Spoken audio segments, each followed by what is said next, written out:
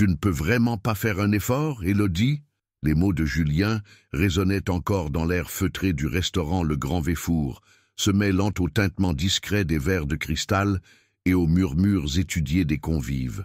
Élodie serra ses mains sur ses genoux, sentant le tissu bon marché de sa robe noire sous ses paumes moites. Autour de la table, les collègues de Julien échangeaient des regards entendus, leurs sourires polis masquant mal leur gêne.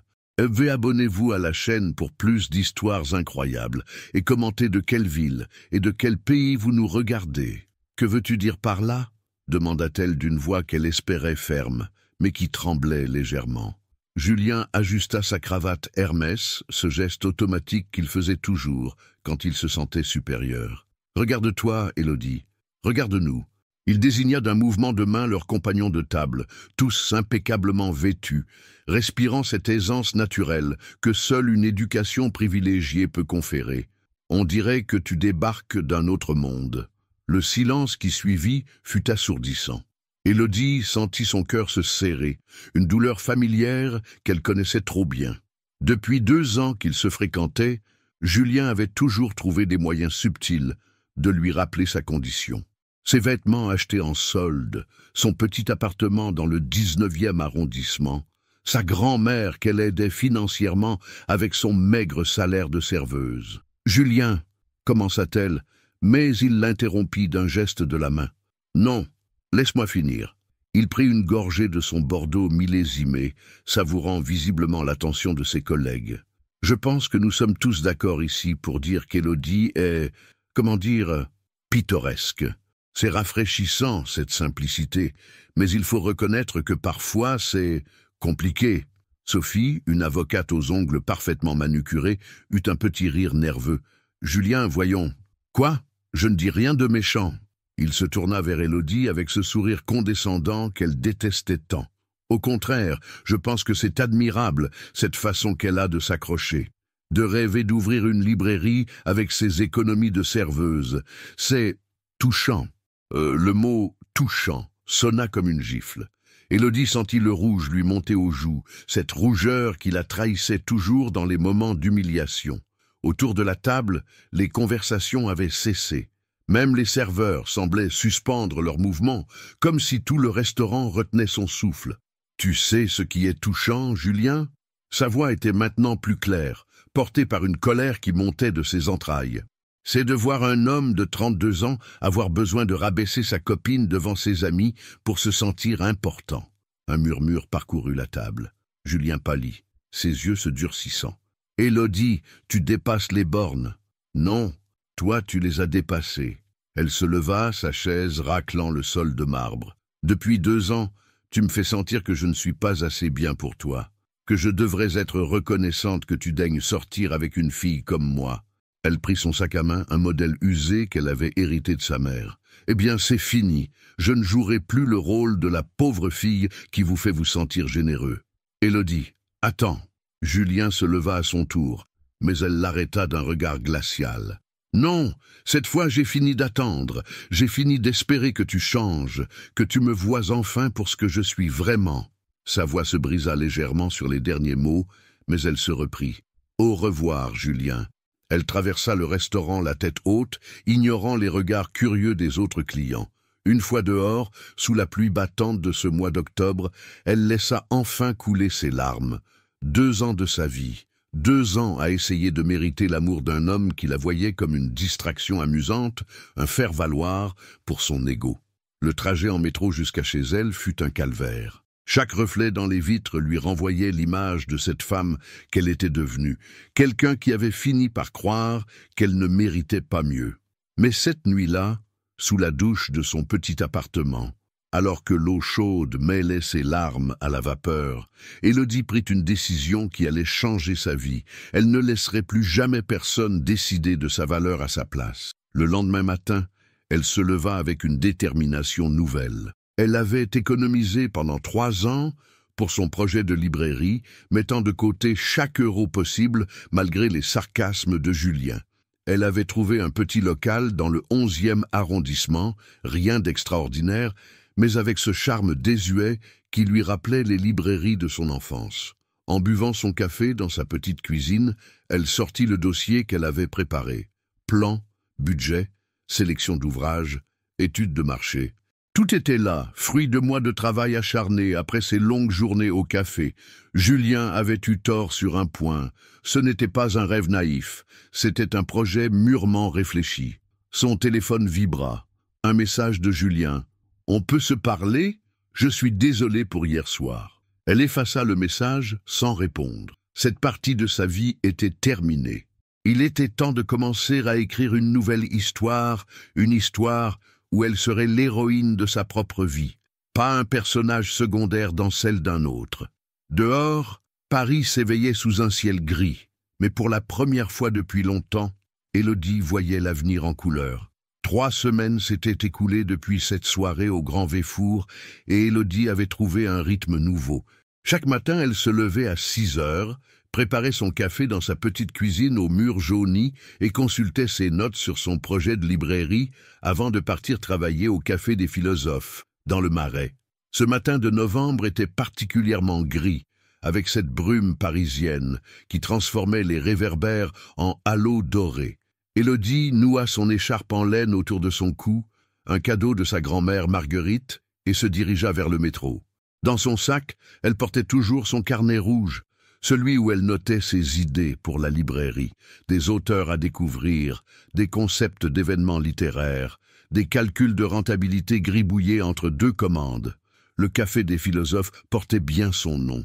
Niché dans une rue pavée près de la place des Vosges, il attirait une clientèle éclectique, étudiants de la Sorbonne, écrivains en herbe, professeurs d'université, et quelques touristes attirés par son charme authentique.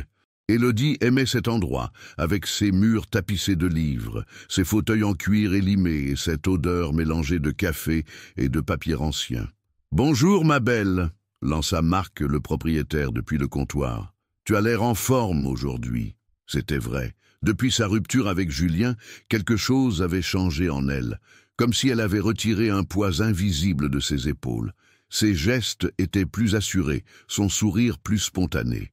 Les clients réguliers l'avaient remarqué aussi. « J'ai rendez-vous avec la banque vendredi », annonça-t-elle en nouant son tablier. « Pour le prêt. » Marc hocha la tête, fier d'elle. « Tu vas la voir, cette librairie, j'en suis sûr. » La matinée passa rapidement.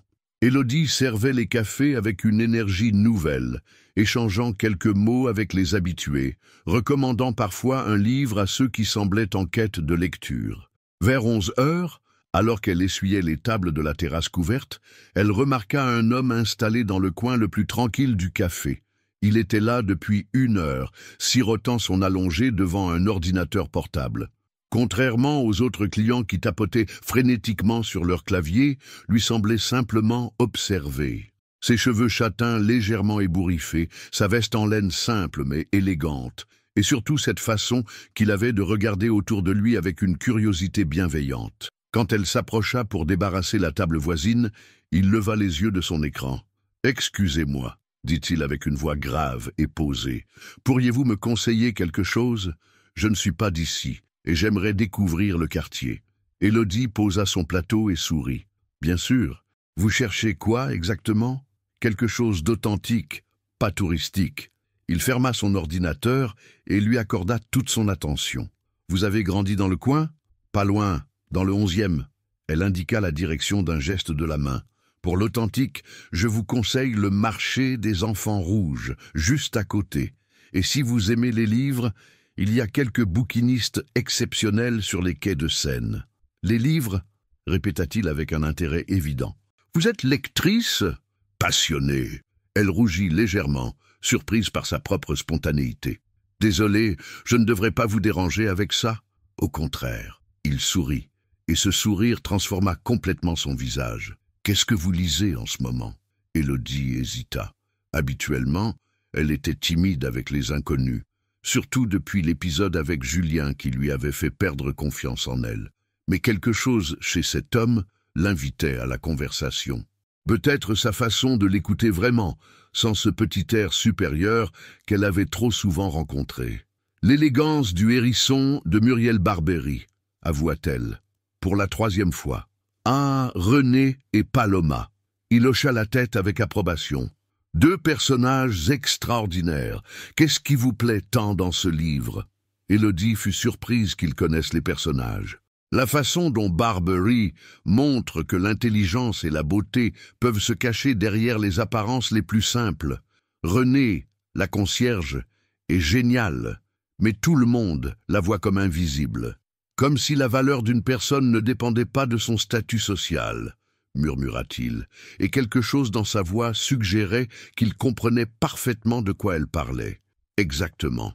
Les yeux d'Élodie s'illuminèrent. C'est pour ça que j'aimerais ouvrir une librairie un jour, pour créer un espace où les livres peuvent révéler aux gens des facettes d'eux-mêmes qu'ils ignoraient.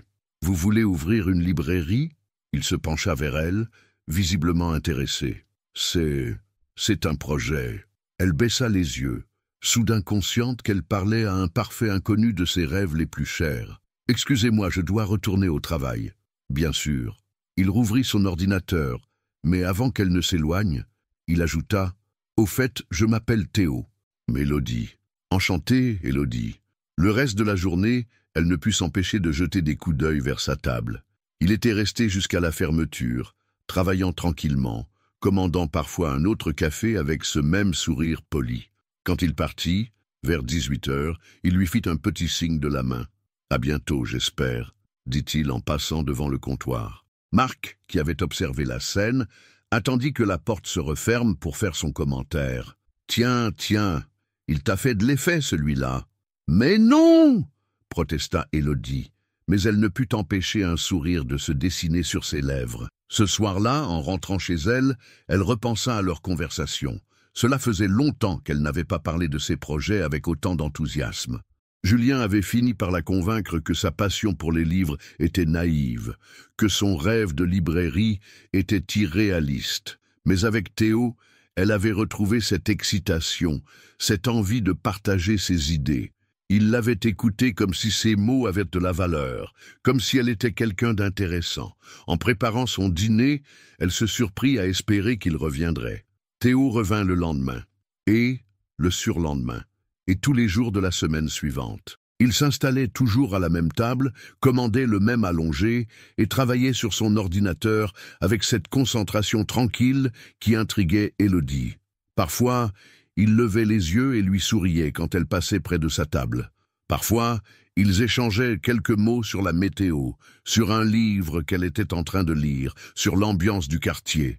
« Il devient un habitué, ton mystérieux inconnu », observa Marc un jeudi matin, en préparant les croissants derrière le comptoir. Élodie haussa les épaules, feignant l'indifférence, mais elle ne pouvait nier qu'elle attendait ses visites avec une impatience grandissante.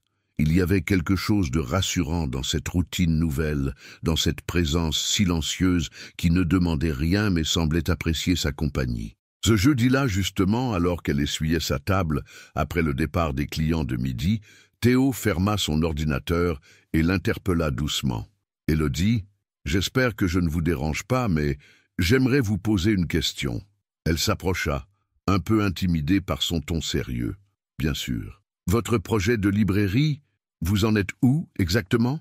Il croisa les mains devant lui, l'air sincèrement intéressé. « Si ce n'est pas indiscret, bien sûr. » Élodie hésita. Depuis sa rupture avec Julien, elle avait pris l'habitude de garder ses projets pour elle, de peur qu'on les trouve ridicules.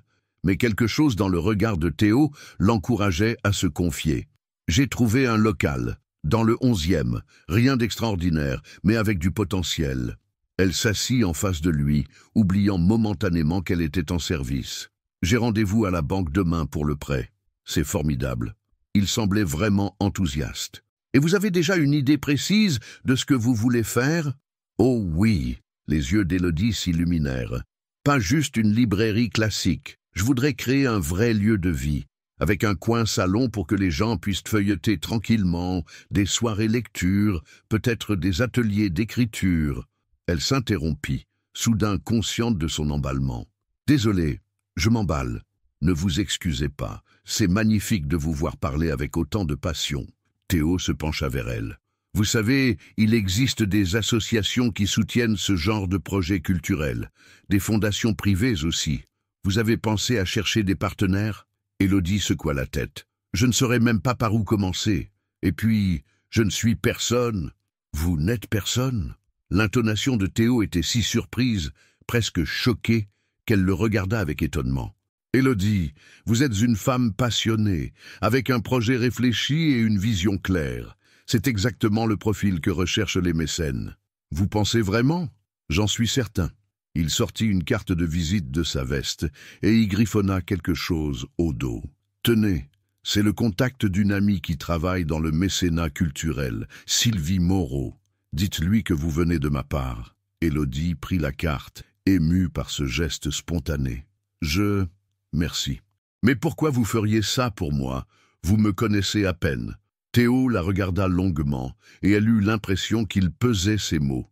Parce que j'ai appris à reconnaître les personnes qui méritent qu'on croie en elles. Et vous, Élodie, vous avez cette lumière dans les yeux quand vous parlez de vos rêves. C'est rare. Le compliment la fit rougir. Depuis combien de temps personne ne lui avait-il parlé comme ça?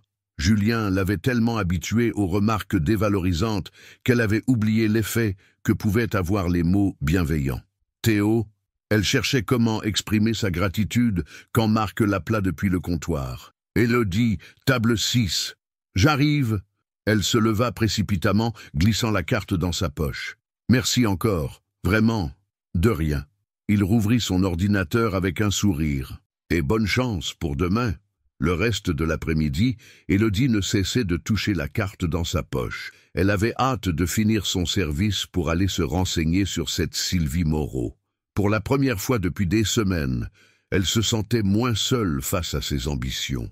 En fin de journée, alors qu'elle s'apprêtait à partir, Théo referma son ordinateur et se dirigea vers le comptoir. Il avait l'air de vouloir lui dire quelque chose, mais il hésitait. « Élodie, finit-il par dire, si votre rendez-vous à la banque se passe bien, est-ce que vous accepteriez de prendre un café avec moi pour fêter ça ?» Elle fut surprise par sa propre réaction.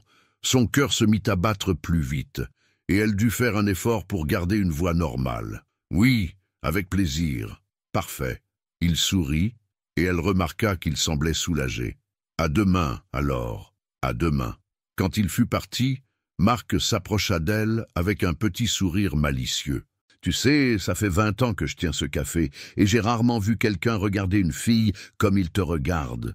Marc, je dis ça, je dis rien. » Il haussa les épaules. « Mais méfie-toi quand même. Un homme qui reste toute la journée dans un café sans jamais parler au téléphone, sans jamais recevoir de coups de fil urgents. Soit il est écrivain, soit il cache quelque chose. » Élodie fronça les sourcils. Maintenant qu'il le disait, c'était vrai que Théo ne semblait jamais pressé, jamais stressé comme le sont habituellement les gens qui travaillent. Mais après tout, qu'est-ce que ça changeait? Il était gentil avec elle, il s'intéressait à ses projets, et pour l'instant, c'était tout ce qui comptait. Ce soir-là, en rentrant chez elle, elle appela sa grand-mère Marguerite pour lui raconter sa journée. La vieille dame l'écouta avec attention, comme toujours. « Tu as l'air heureuse, ma chérie », observa-t-elle à la fin du récit. « Ça faisait longtemps. Je me sens différente, mamie. Plus moi-même. C'est ce qui arrive quand on arrête de se voir avec les yeux des autres. » Marguerite marqua une pause. « Et ce Théo a l'air d'être quelqu'un de bien. Tu crois? J'entends ta voix qui sourit quand tu parles de lui. Ça ne trompe pas. » Avant de se coucher, Élodie sortit la carte que Théo lui avait donnée et la posa sur sa table de chevet. Demain, elle saurait si la banque acceptait de financer son rêve. Et demain soir, elle prendrait un café avec un homme qui semblait la voir comme elle avait toujours voulu être vue. Pour la première fois depuis longtemps, l'avenir lui semblait plein de promesses. Le vendredi matin, Élodie se leva plus tôt que d'habitude. Son rendez-vous à la banque était fixé à 14 heures, et elle avait passé la moitié de la nuit à réviser son dossier, à répéter sa présentation devant le miroir de sa salle de bain. Elle choisit sa plus belle tenue, un tailleur bleu marine acheté dans une friperie chic, des escarpins légèrement usés mais élégants, et le collier de perles de sa mère. Dans le métro qui l'emmenait vers le bureau de Marc au café, elle relisait ses notes une dernière fois. « Tu vas cartonner !» l'encouragea Marc en lui servant un café serré. « Tu as tout préparé comme une chef !» Théo arriva vers 10 heures, comme d'habitude. Quand il la vit en tailleur, il s'arrêta net. « Vous êtes magnifique !» dit-il simplement. et la sincérité de son compliment la fit rougir. « Merci, c'est pour la banque. »« Ah, c'est aujourd'hui. » Il s'installa à sa table habituelle mais garda son manteau. « J'ai une idée. Si vous voulez, je peux vous accompagner. Pas jusqu'à l'intérieur, bien sûr, mais juste pour vous porter chance. » L'offre la surprit et la toucha en même temps. « Vous feriez ça ?» ?»« Bien sûr. » Il sortit son téléphone et commença à ranger ses affaires. « D'ailleurs, j'annule mes rendez-vous de l'après-midi. Cette victoire, on va la fêter comme il faut. Vous êtes très confiant. Je crois en vous, Élodie. Plus que vous ne croyez en vous-même, je pense. » À 13h30, ils marchaient ensemble vers l'agence bancaire. Théo avait insisté pour l'emmener déjeuner dans un petit bistrot tranquille, où il l'avait aidé à se détendre, en lui racontant des anecdotes amusantes sur Paris.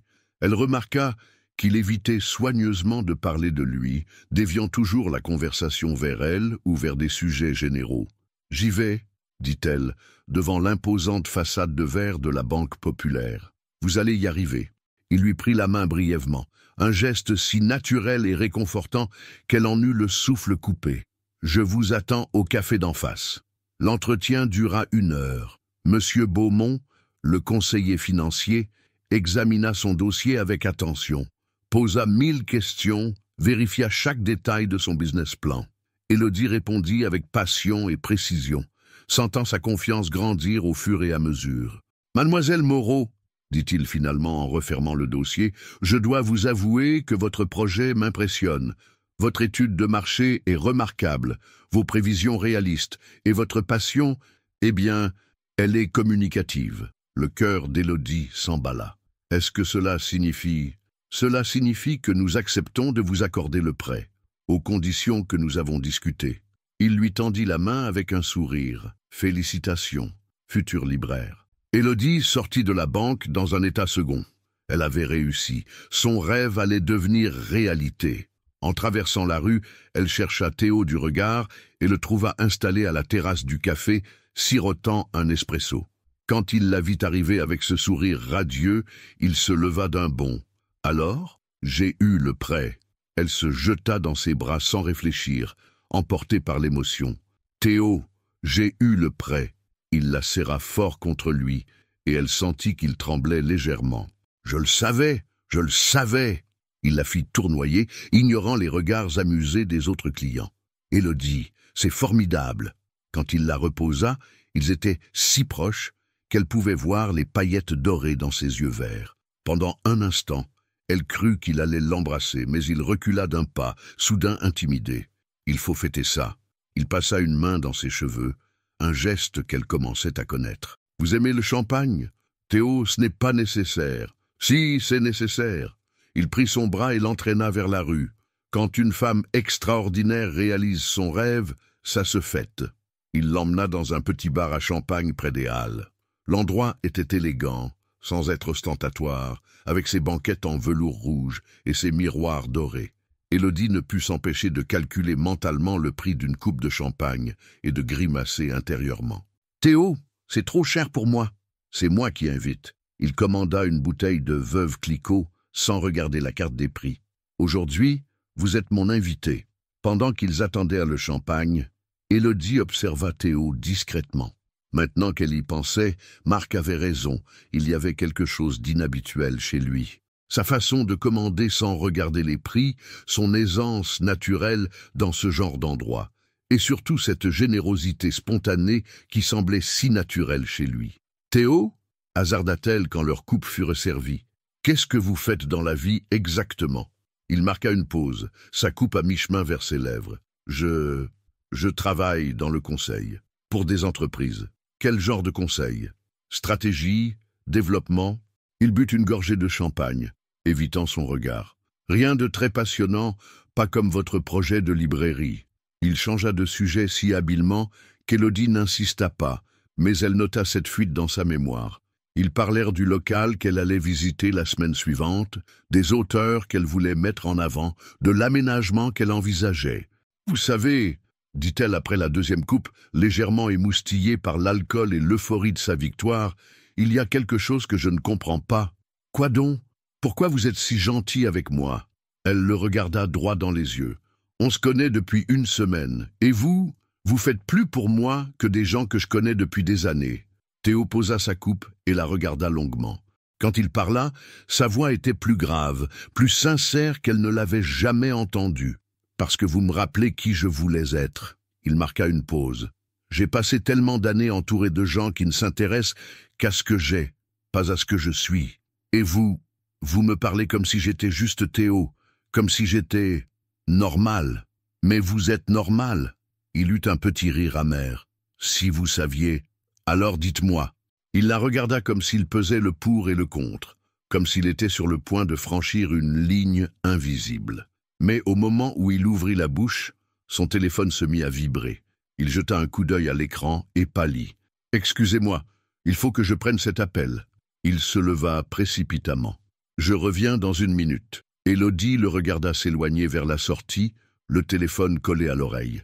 À travers la vitrine, elle le vit gesticuler, visiblement contrarié par la conversation. Quand il revint, 5 minutes plus tard, son visage avait changé. Il semblait préoccupé, distant. « Tout va bien ?» demanda-t-elle. « Oui, juste le travail. » Il finit sa coupe d'un trait. « Je suis désolé, Élodie, mais je vais devoir y aller. Une urgence. » Bien sûr, elle ne put cacher sa déception. « Merci pour tout. Pour le champagne, pour tout. » C'était normal. Il l'embrassa sur les 2 joues, un peu trop rapidement. « On se voit lundi au café ?» « Oui. » Mais quand il partit, elle eut l'étrange impression qu'il fuyait quelque chose, ou quelqu'un. Le lundi suivant, Théo ne vint pas au café. Élodie passa sa journée à guetter la porte d'entrée, s'attendant à chaque instant à le voir apparaître avec son sourire tranquille et son ordinateur portable. Mais la table du fond resta vide. Et à 18 heures, quand elle ferma le café, elle dut se rendre à l'évidence. Il ne viendrait pas. Il a peut-être eu un empêchement, suggéra Marc en comptant la caisse. Tu sais, les hommes, ils ont parfois des vies compliquées. Élodie hocha la tête, mais une petite voix dans sa tête lui soufflait que c'était plus que ça. L'attitude de Théo vendredi soir, cette fuite précipitée après l'appel téléphonique, ses réponses évasives sur son travail, tout cela dessinait le portrait d'un homme qui cachait quelque chose d'important. Le mardi, elle appela Sylvie Moreau, la contact que Théo lui avait donnée.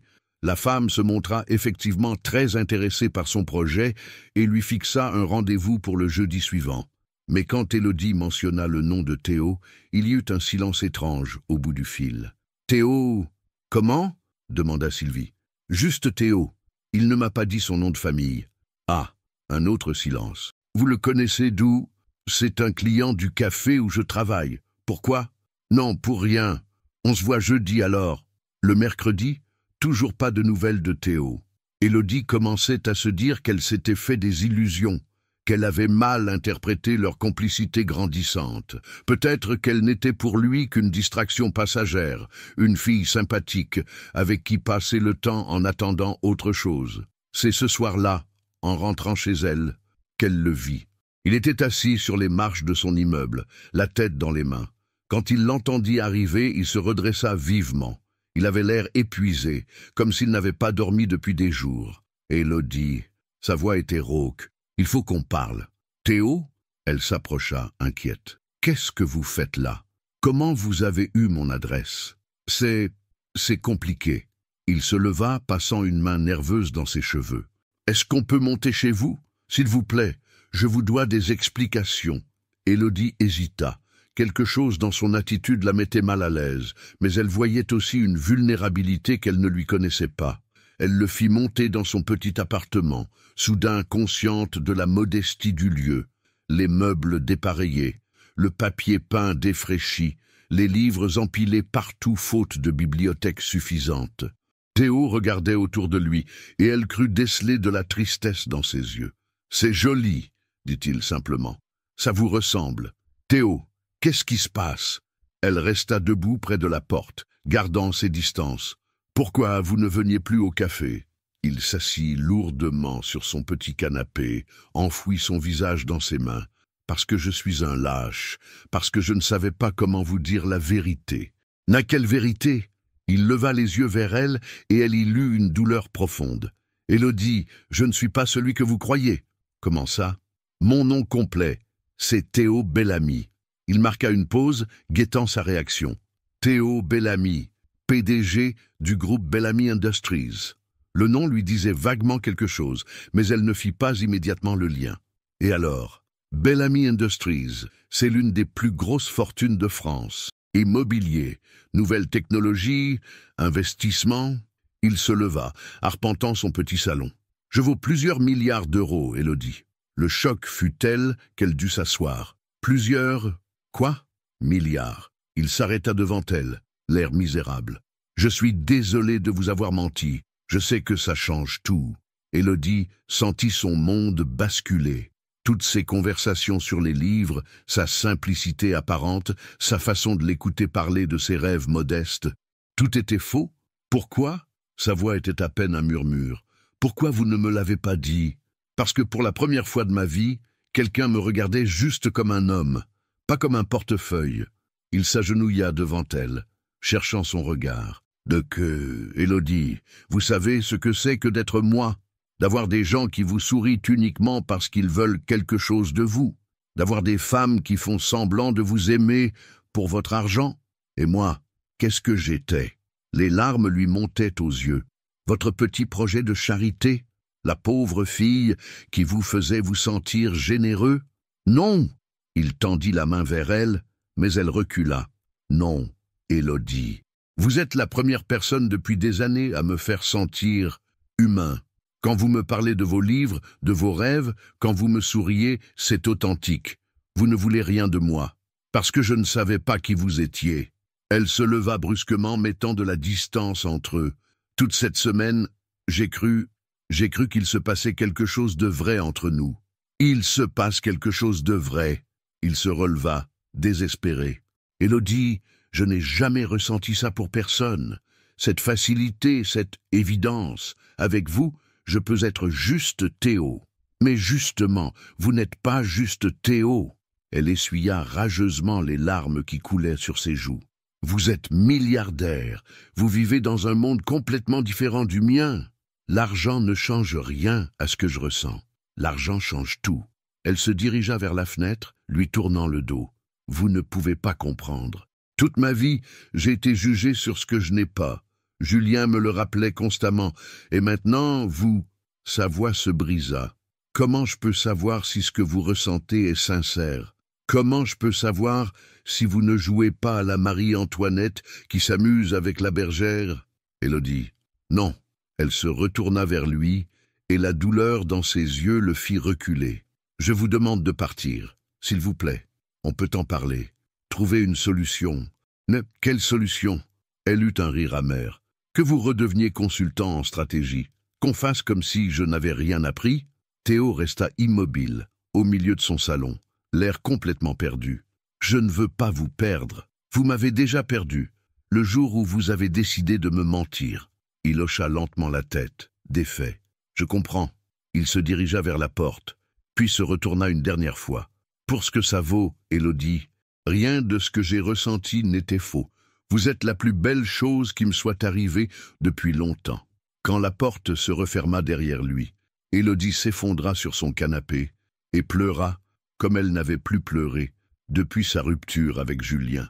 Mais cette fois, ce n'était pas de l'humiliation qu'elle ressentait. C'était quelque chose de plus douloureux encore, la perte d'un espoir qu'elle n'avait même pas eu le temps de nommer. Les jours qui suivirent furent parmi les plus difficiles qu'Élodie ait connus. Elle se levait, allait travailler, souriait aux clients, mais tout semblait terne, comme si quelqu'un avait baissé l'intensité des couleurs du monde. Marc la regardait avec inquiétude, mais respectait son silence. Le jeudi, elle eut son rendez-vous avec Sylvie Moreau.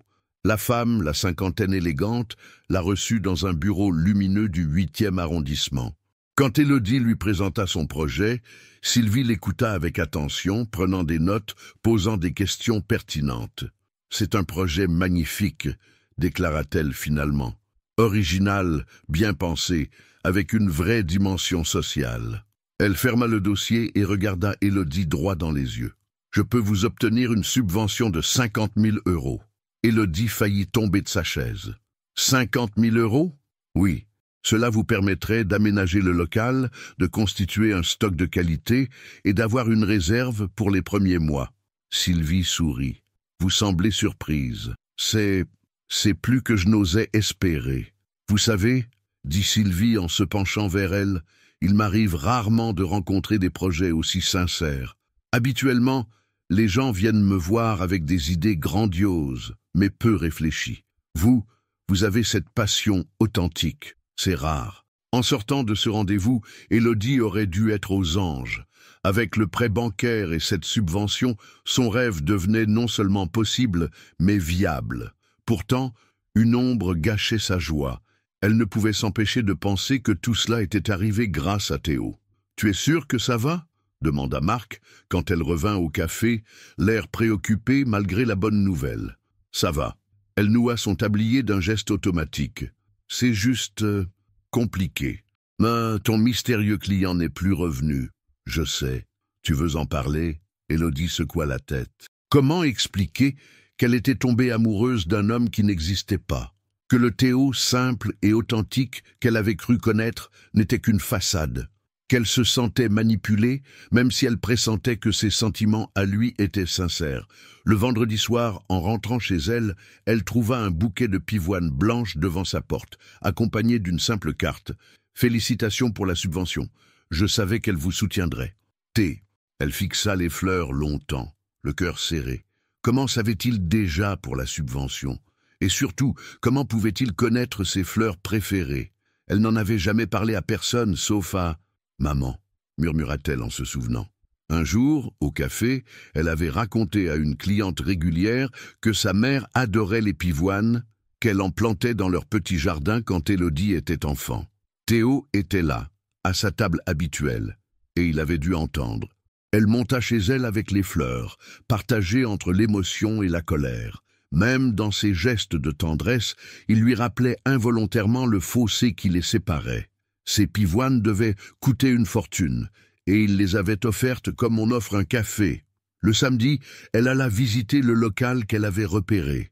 C'était un ancien petit restaurant dans une rue calme du 11e, avec de grandes vitrines et un charme désuet qui lui plaisait. Le propriétaire, M. Durand, lui fit visiter l'espace avec enthousiasme. « Vous savez, dit-il en ouvrant les volets qui donnaient sur une petite cour intérieure, j'ai eu beaucoup de demandes pour ce local, mais votre projet, il a quelque chose de spécial. Merci. » Élodie regardait déjà l'espace avec les yeux d'une future libraire, imaginant les étagères, l'espace lecture, le petit comptoir où elle accueillerait ses clients. D'ailleurs, j'ai eu un appel intéressant hier.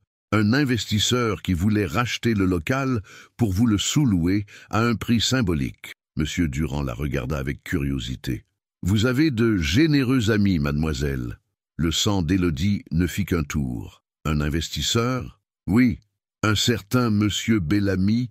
Il proposait de payer 3 ans de loyer d'avance pour vous. J'ai refusé, bien sûr.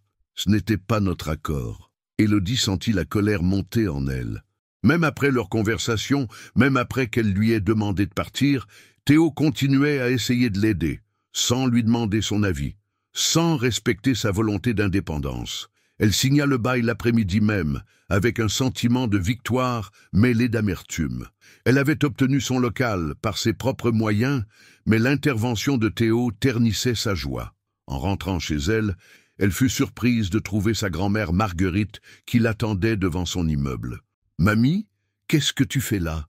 J'avais envie de voir ma petite fille. » La vieille dame la serra dans ses bras. « Et puis, au téléphone, tu n'avais pas l'air dans ton assiette. » Elles montèrent ensemble, et Marguerite prépara du thé pendant qu'Élodie lui racontait tout, la subvention, le local, mais aussi Théo, son mensonge, sa vraie identité. « Alors ce garçon est milliardaire, » résuma Marguerite quand elle eut fini. « Et alors? Comment ça, et alors ?»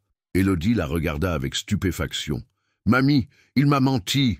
Il t'a caché quelque chose. Ce n'est pas pareil. » Marguerite sirota son thé tranquillement. « Et pourquoi il te l'a caché d'après toi? » « Parce qu'il savait que ça changerait tout. » « Exactement. » Les yeux bleus de sa grand-mère pétillaient de malice, ce qui prouve qu'il te connaît bien et qu'il avait peur de te perdre. « Mais enfin, mamie, il est milliardaire. Et toi, tu es ma petite fille. Tu vaux tous les milliardaires du monde. » Marguerite posa sa tasse et prit les mains d'Élodie dans les siennes. « Écoute-moi bien, ma chérie. Cet homme t'a regardé comme une reine quand il te croyait serveuse. C'est ça qui compte. Tu ne comprends pas. Avec Julien déjà. Julien te méprisait pour ta pauvreté. Cet homme t'a aimé malgré sa richesse. Tu ne vois pas la différence? Élodie resta silencieuse, troublée par les mots de sa grand-mère. Tu as peur, continua Marguerite doucement.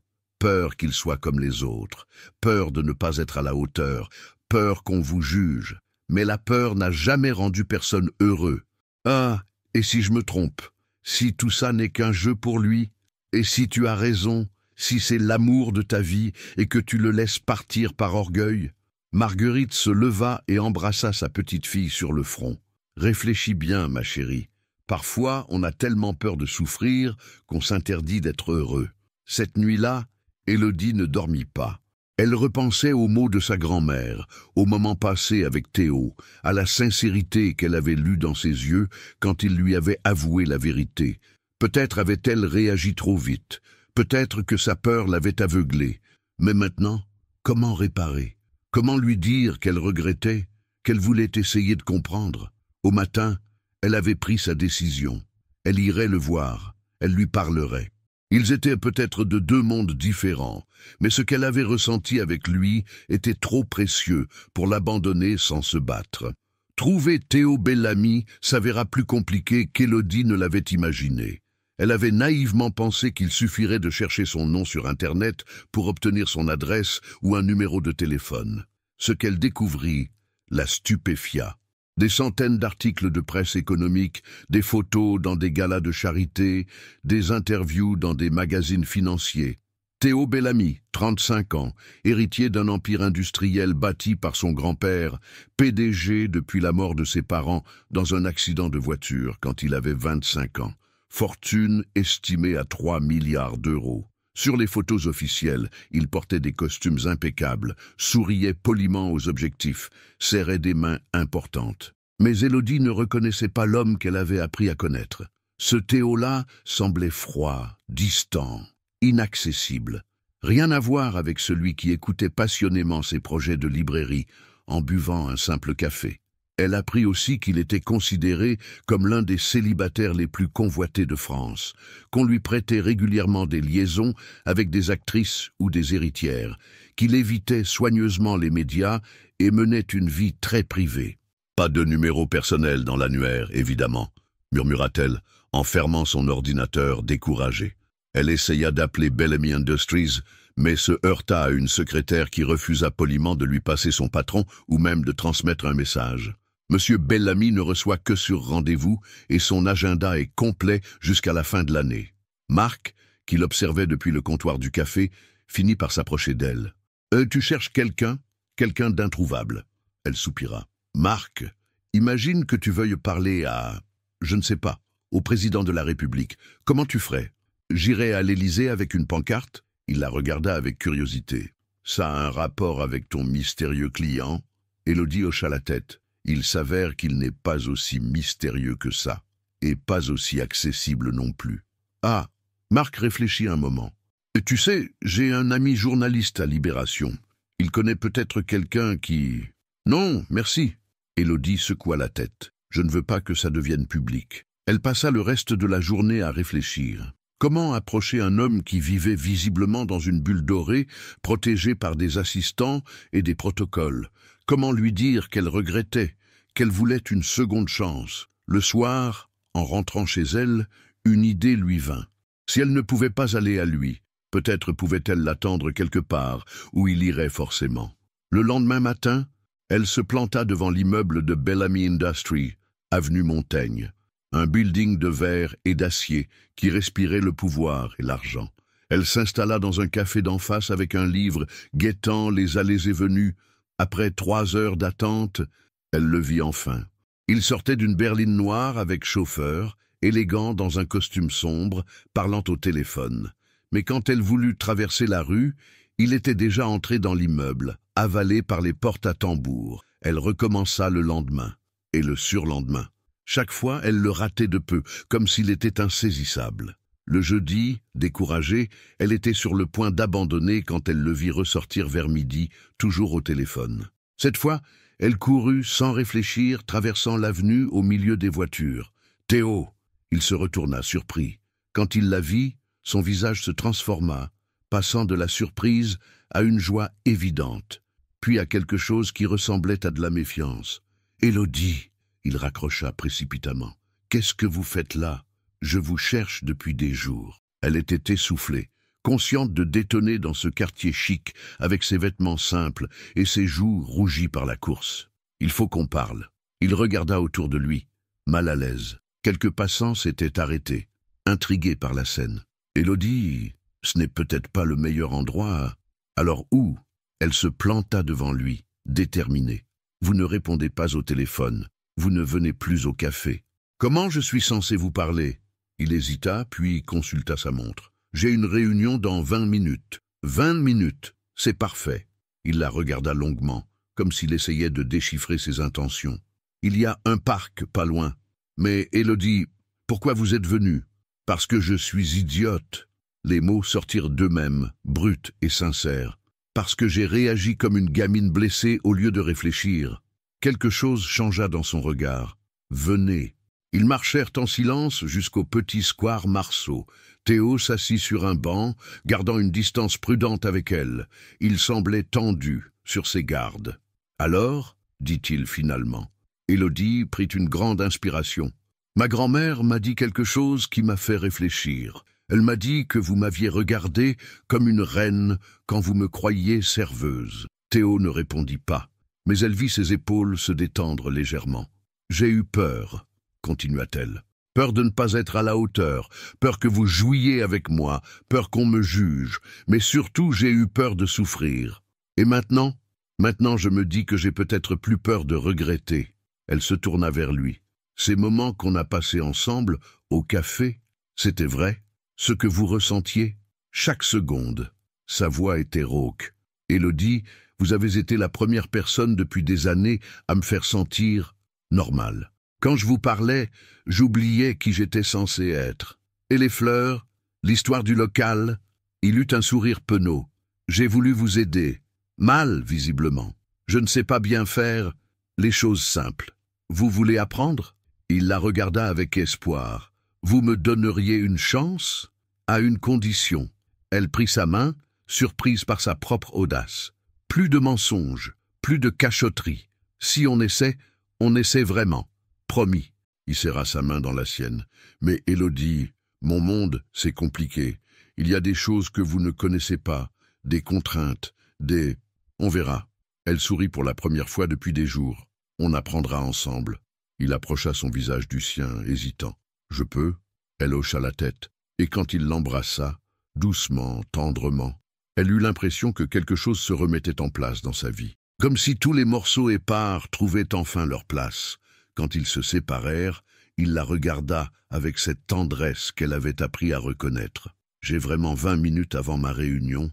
demanda-t-il. « Plus que 15 maintenant. » Alors racontez-moi tout ce qui s'est passé pendant que je n'étais pas là. Votre librairie, vos projets, tout. Et là, sur ce banc au milieu de Paris, entre les voitures qui passaient et les pigeons qui picoraient leurs pieds, Élodie eut l'impression qu'il recommençait enfin sur de bonnes bases. Les semaines qui suivirent furent comme une danse délicate entre deux univers qui tentaient de se rejoindre. Théo revint au café, mais différemment. Il n'y passait plus ses journées entières, arrivant plutôt en fin d'après-midi, quand Élodie terminait son service. Ils se promenaient dans Paris, découvrant ensemble des endroits qu'aucun des deux ne connaissait vraiment.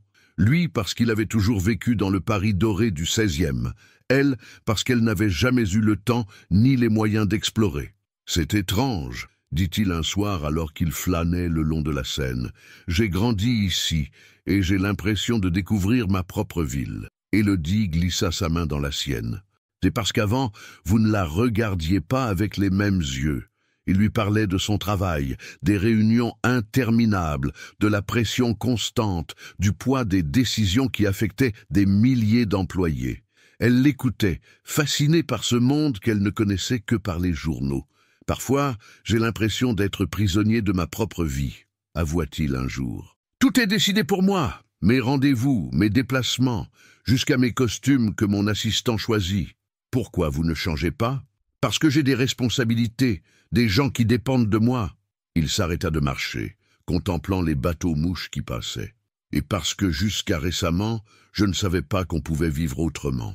Élodie lui faisait découvrir son monde à elle, les soirées chez sa grand-mère, les discussions passionnées avec Marc sur la littérature, les promenades dans les marchés aux puces où elle dénichait des livres anciens pour quelques euros. Théo était fasciné par cette simplicité, cette authenticité qu'il n'avait jamais connue. Chez Marguerite, il mangeait des plats familiaux en écoutant la vieille dame raconter des histoires de sa jeunesse. Au marché aux puces, il découvrait le plaisir de chiner, de négocier, de trouver un trésor caché. « Vous savez ce qui m'épate ?» dit Marguerite un dimanche après-midi, alors qu'il l'aidait à faire sa vaisselle. « C'est que vous ne ressemblez pas du tout à un milliardaire. » Théo rit. « À quoi je devrais ressembler? Plus arrogant, plus inaccessible. » Elle l'observa en essuyant une assiette. « Mais vous écoutez vraiment quand on vous parle. C'est rare. » Ces moments de bonheur simple alternaient avec des rappels parfois brutaux de leurs différences. Comme ce soir où il dînait dans un petit restaurant du Marais qu'Élodie adorait et où Théo reçut un appel urgent l'obligeant à partir précipitamment pour une réunion de crise. Ou cette fois où il l'invita à l'accompagner à un vernissage dans une galerie chic du 8e.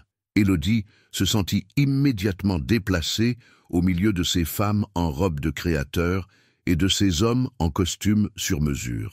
Malgré la robe qu'elle avait achetée spécialement pour l'occasion, elle avait l'impression que tout le monde voyait qu'elle n'appartenait pas à ce monde. « Ça va ?»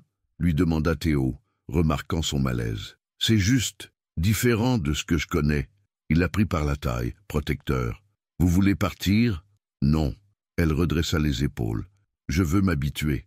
Si on veut que ça marche entre nous, il faut que j'apprenne à naviguer dans votre univers aussi. » Ce fut pendant cette soirée qu'elle rencontra pour la première fois des gens du milieu de Théo. Certains étaient charmants, curieux de faire sa connaissance. D'autres, plus nombreux, la regardaient avec cette politesse froide qui en disait long sur ce qu'ils pensaient. « Élodie travaille dans la restauration », expliquait Théo quand on lui demandait ce qu'elle faisait. Il évitait soigneusement de dire qu'elle était serveuse, mais elle entendait bien l'euphémisme. Et elle voyait les regards s'échanger, les sourires s'éclaircir. « C'est formidable », disait-on avec cette condescendance polie qu'elle connaissait trop bien. Théo a toujours eu un faible pour l'authenticité. En rentrant ce soir-là, ils n'échangèrent pas un mot dans la voiture avec chauffeur que Théo avait fait venir. Ce ne fut qu'une fois arrivée devant l'immeuble d'Élodie qu'elle explosa. « L'authenticité? Vraiment ?» Théo soupira. « Je sais ce que vous pensez. Vous savez ?» Elle se tourna vers lui, les yeux brillants de colère. « Je pense que vos amis me voient comme votre lubie du moment, la petite du peuple que vous vous amusez à fréquenter. Ce ne sont pas mes amis, ce sont des relations professionnelles. Quelle différence !» Elle descendit de la voiture. « Théo, je ne veux pas être votre projet de charité. Je ne veux pas que vous ayez honte de moi. » Il la rattrapa sur le trottoir. « Honte de vous ? Élodie, vous plaisantez? Alors pourquoi vous ne dites jamais que je suis serveuse? Pourquoi vous édulcorez ?» Il resta silencieux un moment, et elle sut qu'elle avait touché dans le mille. « Parce que j'ai peur qu'il vous juge, qu'il vous blesse. » Il la prit par les épaules. « Élodie, ces gens-là, ils peuvent être cruels. Je veux vous protéger. » En me cachant, elle secoua la tête. « Théo, soit vous m'acceptez comme je suis entièrement, soit on arrête tout maintenant. Je ne jouerai pas à être quelqu'un d'autre. » Cette nuit-là, elle ne l'invita pas à monter. Elle avait besoin de réfléchir, de comprendre si elle était prête à affronter ce monde hostile, si leur amour était assez fort pour surmonter ces obstacles. Le lendemain, Théo arriva au café avec une mine défaite. Il s'installa à sa table habituelle et attendit qu'elle termine son service. « J'ai réfléchi, dit-il, quand ils se retrouvèrent enfin seuls. Vous avez raison, si j'ai honte de vos origines, c'est que je ne vous mérite pas. Ce n'est pas une question de mérite. Si. » Il prit ses mains dans les siennes. « Élodie, je veux apprendre à être fier de vous, publiquement, complètement. Mais j'ai besoin de temps. J'ai passé tellement d'années dans ce milieu que j'ai fini par adopter leur code sans m'en rendre compte. » Elle le regarda longuement, cherchant dans ses yeux la sincérité qu'elle espérait y trouver. « D'accord, dit-elle finalement. On apprend ensemble, mais la prochaine fois qu'on me demande ce que je fais, vous répondez la vérité. Je suis serveuse, et j'en suis fière. Promis. Il sourit, soulagé. Et pour votre librairie, on dit quoi? Qu'elle va ouvrir dans 3 mois. Elle sentit l'excitation familière la gagner. J'ai signé avec les artisans cette semaine. Les travaux commencent lundi. C'est formidable. Il la serra contre lui.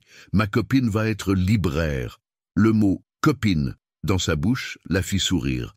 Dans ce monde de protocoles et de conventions, il avait quelque chose de délicieusement simple et direct. « Votre copine, la serveuse future libraire », corrigea-t-elle. « Ma copine qui va révolutionner la lecture dans le 11e arrondissement.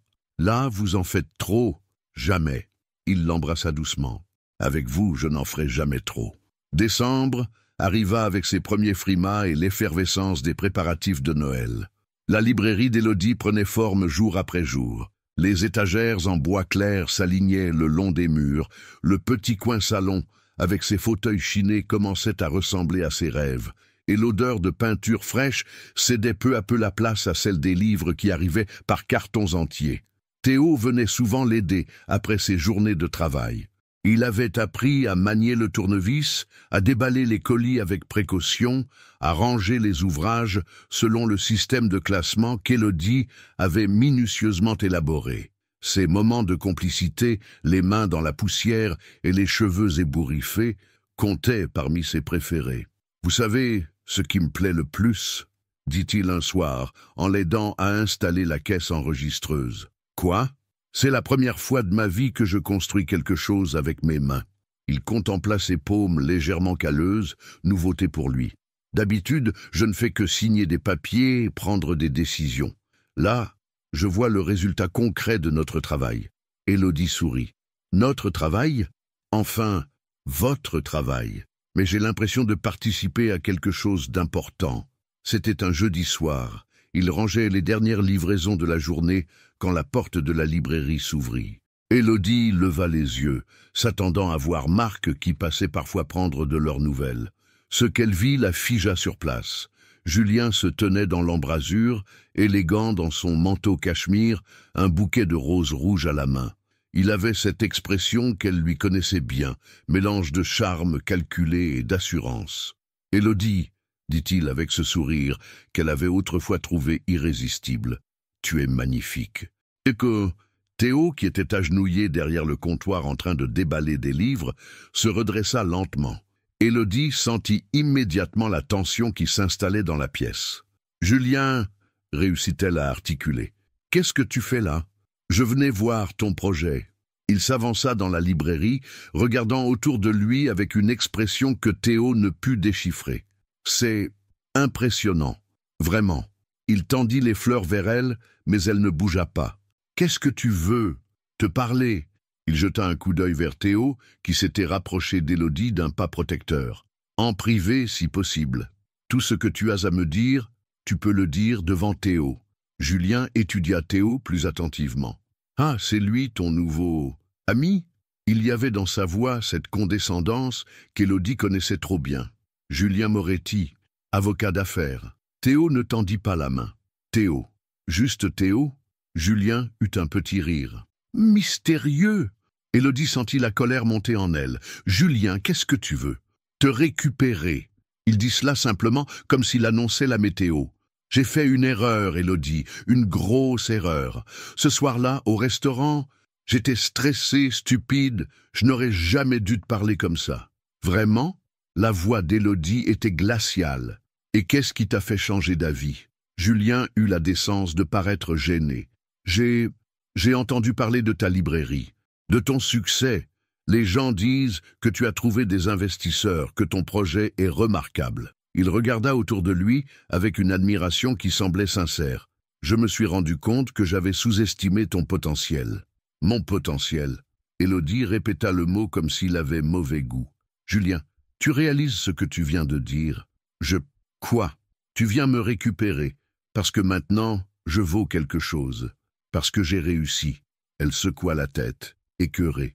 Il y a 3 mois, j'étais la petite serveuse qui rêvait naïvement d'ouvrir une librairie. Aujourd'hui, je suis quelqu'un d'intéressant parce que j'ai réussi. Ce n'est pas ça. Si, c'est exactement ça. Théo s'avança et Élodie fut surprise par la froideur de sa voix. Vous ne l'aimiez pas quand elle était serveuse, mais maintenant qu'elle va être propriétaire d'une librairie, elle mérite votre attention. Julien le regarda avec plus d'attention. Il y avait quelque chose dans la prestance de Théo, dans sa façon de parler qui l'intriguait. Et vous, qu'est-ce que vous faites dans la vie? Je soutiens les projets qui en valent la peine. Ah, Julien eut un sourire entendu. Un mécène. Je vois. Il se tourna vers Élodie. Ma chérie, tu ne vas tout de même pas me dire que tu préfères un homme qui t'aime pour ton projet plutôt qu'un homme qui t'aime pour toi-même? Pardon? Élodie le regarda avec incrédulité. C'est évident, non? Julien désigna Théo d'un geste désinvolte. Monsieur finance ta librairie, tu lui es reconnaissante. C'est un schéma classique, mais nous, Élodie, nous avons une histoire. 2 ans de vraies relations. 2 ans où tu me faisais sentir que je n'étais pas assez bien pour toi, cracha-t-elle. Et lui, il ne te fait pas sentir redevable? Julien s'approcha d'elle. Élodie, réfléchis. Cet homme t'aide pour ton projet, il te fait des cadeaux sûrement. Qu'est-ce que tu lui donnes en échange? Élodie sentit le sang se glacer dans ses veines. Les mots de Julien réveillaient ses pires craintes, celles qu'elle avait essayé d'enterrer. Et si Théo était effectivement avec elle par pitié, par ce besoin de se sentir généreux qu'ont parfois les riches? Arrêtez! La voix de Théo était tranchante. Vous ne la connaissez pas. Si vous la connaissiez vraiment, vous sauriez qu'elle a obtenu son financement avant même qu'on se rencontre. Vous sauriez qu'elle refuse systématiquement mon aide financière. Vous sauriez qu'elle a construit ce projet entièrement par ses propres moyens. Ah bon? Julien haussa un sourcil. Et la subvention de 50 000 €? Celle qu'elle a obtenue grâce à votre contact? Élodie regarda Théo, choquée. Comment il sait ça? Un silence pesant s'installa. Théo était devenu très pâle. Réponds-moi, insista Élodie. Comment Julien peut-il savoir pour Sylvie Moreau? Parce que j'ai fait mes recherches, intervint Julien, avec un sourire satisfait. Sylvie Moreau travaille pour la Fondation Bellamy. Et devine qui est le président de la Fondation Bellamy? Élodie sentit le sol se dérober sous ses pieds. Théo, c'est vrai. Élodie, je peux vous expliquer. C'est vrai. Oui ou non? Théo ferma les yeux. Oui. Le silence qui suivit fut assourdissant.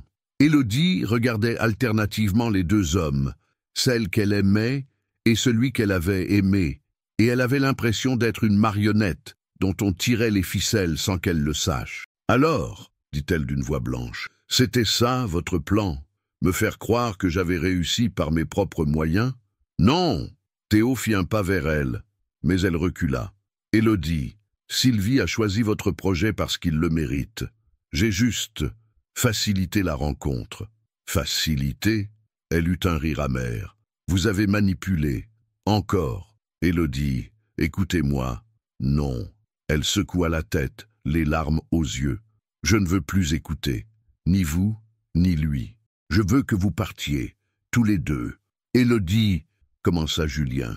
Sortez! Cria-t-elle, et sa voix se brisa. Sortez de ma librairie! Les 2 hommes se regardèrent un instant, puis Julien haussa les épaules et se dirigea vers la sortie. Je repasserai quand tu auras retrouvé tes esprits, dit-il, en déposant les roses sur le comptoir. Théo resta immobile, le visage défait. Élodie, s'il vous plaît, partez. Elle lui tournait le dos, les épaules secouées de sanglots. Je ne veux plus vous voir. Quand la porte se referma enfin, Élodie s'effondra sur le sol de sa librairie, entourée de ses rêves qui lui semblaient soudain empoisonnés par les mensonges. Élodie passa la nuit entière dans sa librairie, assise par terre entre les cartons de livres, à pleurer et à réfléchir. Chaque étagère, chaque livre soigneusement choisi lui renvoyait maintenant une image différente. Était-ce vraiment son rêve qui se réalisait ou juste une mise en scène orchestrée par Théo?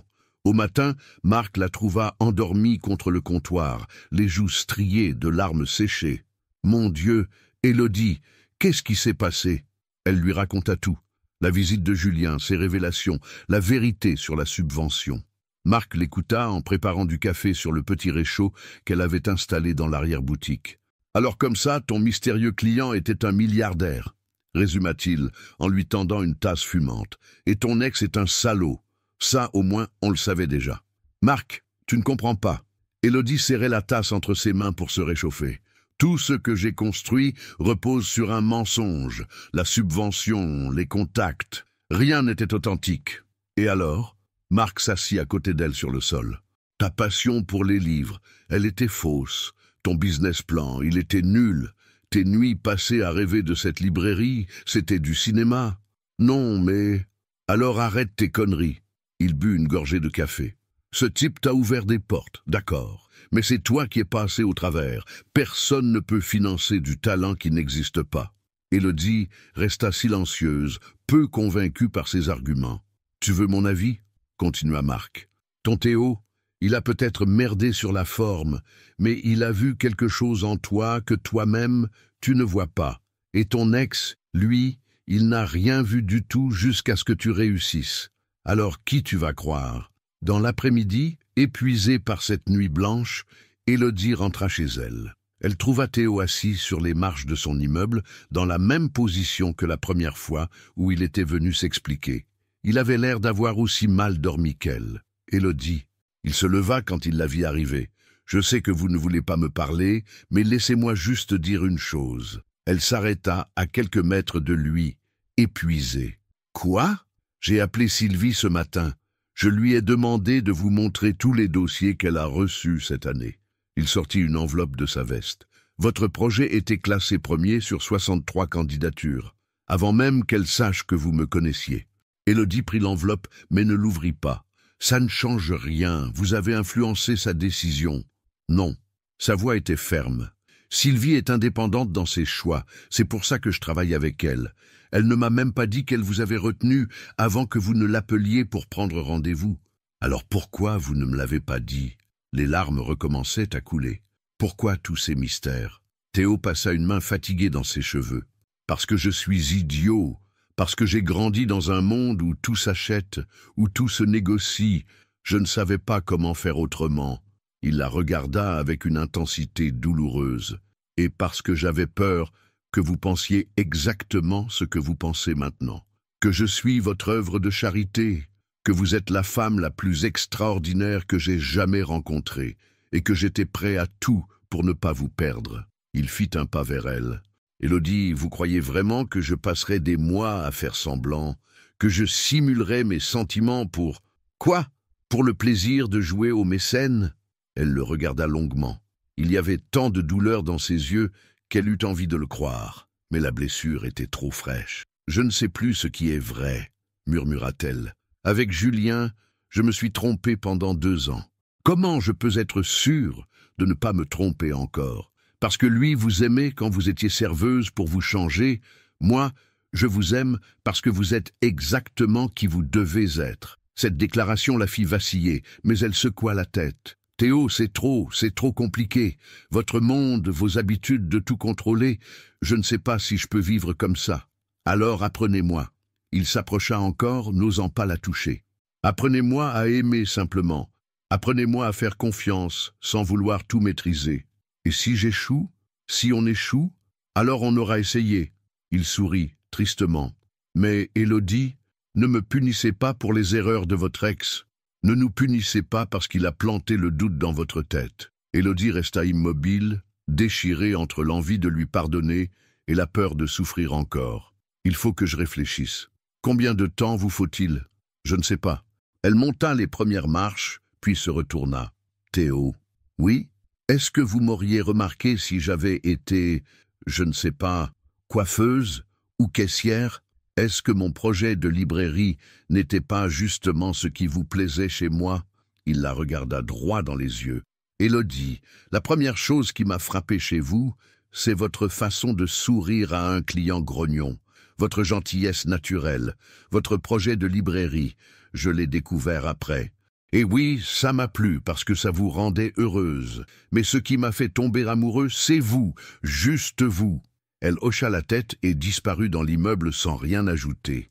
Cette nuit-là, elle appela sa grand-mère. « Mamie, j'ai besoin de ton avis. »« Je t'écoute, ma chérie. » Élodie lui raconta les événements des derniers jours.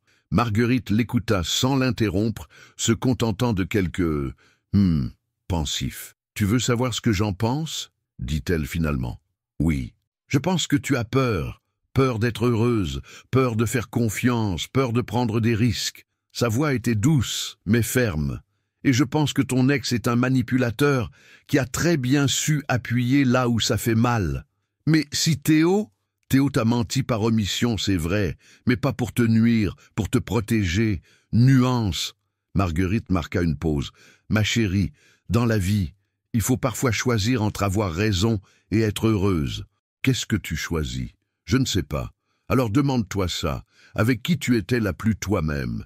Avec Julien qui voulait te changer ou avec Théo qui t'aimait comme tu étais ?» En raccrochant, Élodie avait sa réponse. Mais elle ne savait pas encore si elle aurait le courage de la suivre. 3 jours passèrent sans qu'Élodie voie Théo. Elle savait qu'il respectait son besoin de réflexion, mais son absence lui pesait plus qu'elle ne voulait l'admettre. Elle s'immergeait dans les préparatifs de l'ouverture de sa librairie, prévue pour la semaine suivante, essayant de retrouver cette excitation pure qu'elle avait ressentie au début. Le samedi matin, en arrangeant la vitrine avec les dernières nouveautés littéraires, elle vit Julien s'approcher. Il portait son éternel costume impeccable et arborait ce sourire confiant qu'elle avait autrefois trouvé séduisant. « Élodie, dit-il en entrant, tu as l'air fatiguée. »« Qu'est-ce que tu veux, Julien ?»« Savoir si tu as réfléchi à ce que je t'ai dit. » Il s'appuya contre le comptoir, décontracté. « J'espère que tu as envoyé promener ton mécène. »« Il n'est pas mon mécène. »« Ah non ?» Julien eut un petit rire. « Alors qu'est-ce qu'il est, ton ami désintéressé qui t'aide par pure bonté d'âme ?» Élodie continua à ranger ses livres, essayant d'ignorer ses provocations. Mais Julien n'avait pas fini. « Tu sais ce qu'on dit de Théo Bellamy dans le milieu ?» Il s'approcha d'elle. « C'est un collectionneur. Il s'amuse avec des femmes authentiques pendant quelques mois, puis il passe à autre chose. Tu n'es qu'un divertissement, Élodie. » Cette fois, elle se retourna vers lui, les yeux brillants de colère. « Et toi, qu'est-ce que j'étais? Toi, tu étais ma copine. 2 ans de ma vie. 2 ans où j'ai essayé de t'élever, de te faire découvrir un monde meilleur. »« M'élever ?» Élodie répéta le mot avec dégoût. « Julien, tu m'entends? Tu parles de moi comme d'un projet social. Ce n'est pas ce que je voulais dire. »« Si, c'est exactement ce que tu voulais dire. » Elle se planta devant lui. « Tu sais quelle est la différence entre toi et Théo? Toi, tu voulais me changer pour que je mérite ton amour. Lui, il m'aime comme je suis. » Julien changea de tactique, adoptant une expression plus douce. « Élodie, enfin, on se connaît depuis des années. On a une histoire commune, des souvenirs. Oui, des souvenirs, comme cette fois où tu m'as interdit de porter ma robe préférée parce qu'elle ne venait pas de chez un créateur. Ou cette soirée où tu m'as présenté comme ma petite amie qui travaille dans la restauration, en insistant bien sur le petit. J'essayais de te protéger. Non, tu avais honte de moi. » Les mots sortirent avec une clarté qui surprit Élodie elle-même. « Et le pire, c'est que tu m'as fait avoir honte de moi aussi. » Elle se dirigea vers la porte et l'ouvrit grand. « Maintenant, sors de ma librairie et ne reviens jamais. Élodie, tu fais une erreur. Dans 6 mois, quand il sera parti, tu regretteras. Peut-être. Mais au moins, j'aurai essayé d'être heureuse au lieu de me contenter d'être en sécurité. » Quand Julien fut parti, Élodie s'assit dans un des fauteuils de lecture et contempla sa librairie. Pour la première fois depuis des jours, elle la voyait à nouveau avec ses propres yeux, pas à travers le prisme des révélations et des doutes. C'était beau, c'était le sien, et peu importait qui l'avait aidé en cours de route. Elle sortit son téléphone et composa le numéro de Théo. Il décrocha à la première sonnerie. « Élodie, où êtes-vous ? » ?»« Au bureau. »« Pourquoi ? Vous pouvez venir ? J'ai quelque chose à vous dire. J'arrive. » Il fut là en 20 minutes, essoufflé comme s'il avait couru. Elle l'accueillit avec un sourire timide qui lui redonna espoir. « Alors ?» dit-il en restant prudemment près de l'entrée. « J'ai réfléchi. » Elle s'approcha de lui lentement. « Et j'ai compris quelque chose. »« Quoi ? » ?»« Que j'avais peur. Peur d'être heureuse. Peur de vous faire confiance. Peur que vous partiez un jour. » Elle prit ses mains dans les siennes. « Mais j'ai plus peur encore de vous perdre par lâcheté. » Théo la regarda avec une intensité qui lui coupa le souffle. « Qu'est-ce que ça veut dire ?» Ça veut dire que je vous aime. Les mots sortirent tout naturellement, comme une évidence. Je vous aime, Théo. Pas votre argent, pas votre aide, pas votre statut. Vous, l'homme qui écoute mes rêves comme s'ils étaient les plus importants du monde. L'homme qui apprend à manier un tournevis pour m'aider à monter mes étagères. L'homme qui commande un allongé et le fait durer 3 heures juste pour me regarder travailler. Il la serra contre lui si fort qu'elle eut du mal à respirer. Moi aussi, je vous aime, comme un fou, même si je suis têtu, surtout parce que vous êtes têtu. Il la fit reculer pour la regarder dans les yeux. Élodie, je vous promets quelque chose. Plus jamais je ne ferai quoi que ce soit pour vous sans vous en parler d'abord. Plus de secrets, plus de surprises, plus de tentatives de vous aider dans votre dos. Et moi, je vous promets d'arrêter d'avoir peur, d'arrêter de chercher les raisons pour lesquelles ça ne peut pas marcher. Elle sourit. On va apprendre ensemble. Vous vous souvenez? Je me souviens. Il caressa sa joue. Et votre ex? Il est sorti de ma vie définitivement. J'ai enfin compris la différence entre quelqu'un qui veut vous changer et quelqu'un qui vous aime pour ce que vous êtes. Et votre librairie? Vous ne regrettez pas? Élodie regarda autour d'elle puis sourit. Ma librairie, c'est mon rêve devenu réalité. Peut-être que vous m'avez ouvert une porte, mais c'est moi qui ai eu le courage de la franchir. C'est moi qui ai eu l'idée, qui ai fait le business plan, qui ai convaincu la banque. Elle se dressa sur la pointe des pieds et l'embrassa doucement. Et maintenant, j'aimerais que vous m'aidiez à préparer l'inauguration. En tant que copain de la propriétaire. Copain de la propriétaire? Il sourit. J'adore ce titre. Tant mieux, parce que j'espère que vous allez le garder longtemps. Combien de temps? Le plus longtemps possible. Elle rougit légèrement. Peut-être même toujours. Il la souleva et la fit tournoyer entre les étagères de livres, et leurs rires résonnèrent dans la librairie comme une promesse de bonheur. Au fait, dit-elle quand il la reposa, j'ai une condition. Laquelle? À l'inauguration, vous me présenterez comme votre copine serveuse libraire, sans euphémisme, avec fierté, promit-il en l'embrassant à nouveau. Avec énormément de fierté.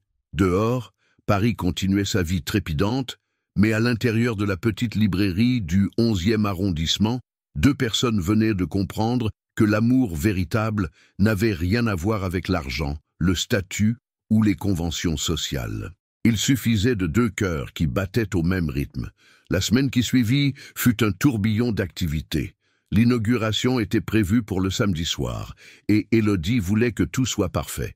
Théo l'aidait après ses journées de travail, mais cette fois en respectant scrupuleusement sa promesse. Il demandait son avis pour tout, ne prenait aucune initiative sans la consulter. « Vous pensez qu'on devrait mettre de la musique ?» demanda-t-il, en arrangeant les derniers livres sur les présentoirs. « Jazz ou classique ?» répondit-elle, concentrée sur la disposition des canapés dans l'espace lecture. « À vous de voir, c'est votre soirée. » Élodie sourit. Cette attention à respecter ses décisions lui réchauffait le cœur. Jazz, quelque chose de doux. Ils avaient invité une 50aine de personnes. Marc et ses amis du café, quelques clients réguliers, des voisins du quartier, Marguerite et ses amis du club de lecture, Sylvie Moreau, qui avait insisté pour venir, et quelques journalistes culturels que Théo connaissait. « Au fait, » dit Élodie en vérifiant pour la 10e fois la liste des invités, « vous avez prévenu vos amis, collègues ?» Théo arrêta de ranger les livres et la regarda. « Vous voulez vraiment qu'ils viennent? Je veux que vous fassiez ce qui vous semble juste. » Elle s'approcha de lui. « Mais oui, j'aimerais bien rencontrer les gens qui comptent pour vous. Même après la dernière fois? Surtout après la dernière fois. » Elle prit ses mains. « Théo, si on veut que ça marche entre nous, il faut que j'apprenne à naviguer dans votre monde. Et il faut qu'ils apprennent à me connaître vraiment. » Il la regarda avec admiration. « Vous êtes sûre? » « Certaine. » Elle sourit malicieusement. « Et puis, j'ai hâte de voir leur tête quand vous me présenterez comme votre copine serveuse libraire. » Le samedi soir arriva enfin. Élodie avait choisi une robe simple mais élégante, d'un bleu profond, qui mettait en valeur ses yeux. Théo était venu la chercher et avait eu le souffle coupé en la voyant. « Vous êtes éblouissante », avait-il murmuré en l'embrassant tendrement. « Prête à affronter votre monde? Avec vous, je suis prête à tout. » Les premiers invités arrivèrent vers 19 heures. Marc avait apporté du champagne. Marguerite des petits fours faits maison. L'atmosphère était chaleureuse, détendue. Élodie papillonnait d'un groupe à l'autre, présentant ses livres favoris, expliquant son concept, rayonnante de bonheur. Vers 20 heures, Sylvie Moreau arriva accompagnée de 2 autres responsables culturels. Elle serra Élodie dans ses bras avec affection. « Ma chère, c'est magnifique !» s'exclama-t-elle en regardant autour d'elle. « Exactement ce que j'avais imaginé en lisant votre dossier. Merci. Sans votre soutien... » « Arrêtez donc. » Sylvie la coupa gentiment. « J'ai lu 63 dossiers cette année. Le vôtre était le meilleur, et de loin. Vous avez un vrai talent pour ça. » Un peu plus tard, Théo s'approcha d'elle, l'air légèrement nerveux. « Mes collègues viennent d'arriver. Vous êtes prête ?» Élodie respira profondément et hocha la tête. « Allons-y. » Il la présenta d'abord à Catherine Durand, une femme élégante d'une 50aine d'années qui dirigeait une grande maison d'édition. « Catherine, je vous présente Élodie Moreau, ma copine. Élodie est serveuse au Café des Philosophes et vient d'ouvrir cette magnifique librairie. » Catherine regarda Élodie avec curiosité, puis sourit sincèrement. « Enchantée. Théo m'a beaucoup parlé de vous et de votre projet. J'avoue que je suis impressionné par ce que je vois. Merci. » Élodie se sentit immédiatement à l'aise avec cette femme directe et bienveillante. « Vous savez, » continua Catherine, en prenant une coupe de champagne, « j'ai commencé ma carrière comme vendeuse en librairie. Les meilleures recommandations littéraires, je les ai toujours eues de libraires passionnés, pas de critiques en costume. » La soirée se poursuivit ainsi. Théo présentait Élodie sans détour, avec fierté, et elle découvrait que son monde n'était pas uniquement peuplé de snobs condescendants. Beaucoup de ses relations étaient des gens cultivés, passionnés par leur travail, curieux de rencontrer quelqu'un d'authentique. Bien sûr, il y eut quelques moments tendus, comme quand Philippe Destrange, un banquier d'affaires au sourire faux, fit remarquer avec perfidie « C'est formidable, cette mode du retour aux valeurs simples, très authentique. » Mais avant qu'Élodie ait pu répondre, Théo intervint avec une froideur qui fit taire l'homme. « Philippe, Élodie a construit ce projet entièrement par ses propres moyens. Son business plan était meilleur que celui de la moitié des startups que tu finances. Si tu n'es pas capable d'apprécier ce genre de talent, c'est que tu as perdu ton instinct. » Élodie le regarda avec surprise et admiration. Il n'avait pas seulement pris sa défense, il avait fait taire les moqueries avec l'autorité naturelle qu'elle lui connaissait. Vers 22 heures, alors que la soirée battait son plein, Théo demanda l'attention de tous. « Je voudrais dire quelques mots, » annonça-t-il en prenant la main d'Élodie. « Nous sommes ici ce soir pour célébrer l'ouverture de ce qui va devenir, j'en suis sûr, l'une des plus belles librairies de Paris. Mais surtout, nous célébrons le rêve d'une femme exceptionnelle qui a eu le courage de le réaliser. » Il se tourna vers Élodie, et dans ses yeux, elle lut tout l'amour qu'il ressentait pour elle. « Élodie, vous m'avez appris que la vraie richesse n'a rien à voir avec l'argent. Elle se trouve dans la passion qu'on met dans ce qu'on fait, dans l'authenticité de nos relations, dans le courage de nos rêves. » Sa voix se fit plus douce. « Vous m'avez appris à voir la beauté dans la simplicité, à apprécier ce que j'avais sous les yeux au lieu de toujours chercher ailleurs. » Des murmures approbateurs parcoururent l'assistance. Marguerite essuya discrètement une larme. « Alors, levons nos verres, » continua Théo, « à Élodie, à sa librairie, et à tous ceux qui ont le courage de suivre leurs rêves. »« À Élodie !» reprit l'assistance en chœur. Élodie sentit les larmes lui monter aux yeux. Elle regarda tous ces visages souriants autour d'elle. Marc, qui rayonnait de fierté, sa grand-mère qui lui envoyait des baisers, Sylvie, qui applaudissait chaleureusement, et même Catherine Durand, qui semblait sincèrement émue. Mais surtout, elle croisa le regard de Théo et y lut quelque chose qu'elle n'avait jamais vu chez Julien, de l'admiration. Il ne la regardait pas comme sa protégée ou sa créature, mais comme une femme forte qui avait réalisé quelque chose d'admirable. « Merci », murmura-t-elle en se hissant sur la pointe des pieds pour l'embrasser. « Merci de me voir comme vous me voyez. Comment je vous vois, comme une reine. » Elle sourit à travers ses larmes, comme la reine de ma propre vie. La soirée se termina vers minuit. Les derniers invités partirent en promettant de revenir dès l'ouverture officielle le lundi suivant. Quand Élodie et Théo se retrouvèrent enfin seuls dans la librairie, elle s'effondra dans un fauteuil, épuisée mais heureuse. « Alors ?» demanda Théo en s'asseyant à côté d'elle. « Verdict ? Votre monde n'est pas si terrifiant que ça, admit-elle. Il y a juste quelques spécimens à éviter. Et nous ? Elle posa sa tête sur son épaule. Nous, on va très bien. Vraiment ? Vraiment. Elle ferma les yeux, fatiguée, mais sereine. Vous savez quoi, Théo ? Quoi ? Je crois que je commence enfin à croire aux contes de fées. Le printemps avait transformé Paris, et la librairie d'Élodie était devenue exactement ce qu'elle avait rêvé, un lieu de vie bouillonnant d'activité. Les étagères se vidaient et se remplissaient au rythme des découvertes littéraires, le coin-salon ne désemplissait jamais, et les soirées lecture qu'elle organisait chaque jeudi attiraient un public fidèle et passionné. En cette fin d'après-midi de mai, Élodie rangeait les nouveautés arrivées le matin quand la sonnette de la porte retentit. Elle leva les yeux et sourit en voyant Théo entrer, une expression mystérieuse sur le visage. « Bonsoir, mademoiselle la libraire », dit-il en s'approchant du comptoir. « Bonsoir, monsieur le PDG. » Elle l'embrassa par-dessus la caisse. « Vous avez l'air bizarre. Qu'est-ce qui se passe ? » « Rien de spécial. » Il regarda autour de lui, feignant l'innocence. « Juste une petite surprise. »« Théo ?» Elle le regarda avec suspicion. « On avait dit plus de surprises sans me prévenir. Techniquement, je vous préviens. » Il sourit. « Là, maintenant. » Avant qu'elle puisse protester, la porte s'ouvrit à nouveau. Marc entra, suivi de Marguerite, puis de Sylvie Moreau, de Catherine Durand et d'une dizaine d'autres personnes qu'Élodie reconnut comme des habitués de sa librairie. « Qu'est-ce que... » commença-t-elle, mais sa voix se perdit quand elle vit ce qu'ils apportaient. Des banderoles, des fleurs, un gâteau, et surtout des exemplaires d'un magazine qu'elle ne reconnut pas immédiatement. Marc s'approcha d'elle en brandissant la publication. « Paris Culture, numéro de mai », annonça-t-il avec fierté. « Article de une, les nouvelles librairies qui révolutionnent la lecture. Et devine qui est en couverture. » Élodie prit le magazine d'une main tremblante.